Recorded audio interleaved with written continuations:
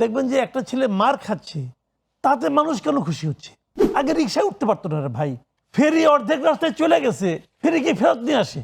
সে 20 বছর ধরে ওই মহিউদ্দিনের বেতন ভাতা তুলতেছে। এটা কি সৎ লোকের আচরণ?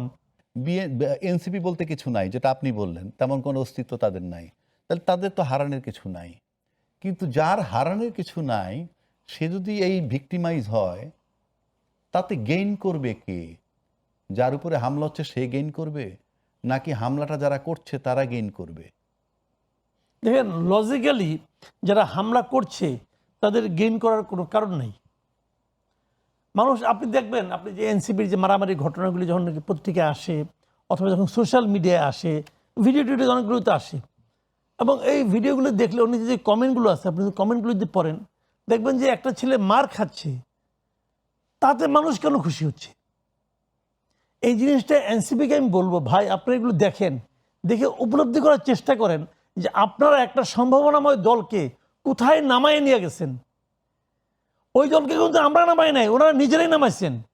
বুঝেন না আপনি? একজন লোক আগে রিক্সায় উঠতে পারতো না রে ভাই, সেই লোক এখন ফেরি অর্ধেক রাস্তায় চলে গেছে, ফেরি কি ফেরত নিয়ে আসে? বাংলাদেশে তো সে একমাত্র এমপি না, আরো তো অনেক এমপি আছে। এখনো তো শুনি না এরকম ঘটনা যে ফেরি চলে গেছে, ফেরি ফেরত আসতে বাধ্য হয় ওই এমপিকে নেওয়ার জন্য। তো এই ঘটনায় আপনি অন্য আলাপ বাদ দেন, সারা দেশের কথা বাদ দেন, ওই ফেরিতে যে লোকগুলি ছিল সেই লোকগুলি তো ওই এলাকার লোক, কারণ উনি তো ওই এলাকায় যাবেন। ওই লোকগুলি কি ওই এমপির উপর খুশি হয়েছে? একটা সিম্পল কথা ভাই, খুশি হয়েছে? ওই লোকগুলির আত্মীয় স্বজন অনেক জায়গা আছে, তারা কি ওই এমপির আচরণে খুশি হয়েছে? ওই এমপির বাহাদুরিতে খুশি হয়েছে? হয় নাই। এই জিনিসটা এনসিপি বুঝে না। ওই বেটা আবার যুক্তি দিচ্ছে আমার অনেক গুরুত্বপূর্ণ কাজ, অমুক কাজ তমুক কাজ। আরে ভাই, তোমার কি কাজ এটা আমরা জানি। এমপিদের, বাংলাদেশের এমপিদের কি কাজ থাকে এটা আমরা খুব ভালো মতো জানি। ওই 10 মিনিট পরে গেলে, 15 মিনিট পরে গেলে কি, আর যদি তুমি মনেই করো যে 10 মিনিট পরে গেলে তোমার বিরাট অসুবিধা, তো তুমি 10 মিনিট আগে আসলে না কেন? এত লোক আসতে পারলো, তুমি আসতে পারলে না কেন? তো এই যে বিষয়গুলো, এগুলো তো ওনারা ঘটাচ্ছেন। দেখেন, একটা ঘটনা একটা দলকে অনেক নিচে নিয়ে যায়।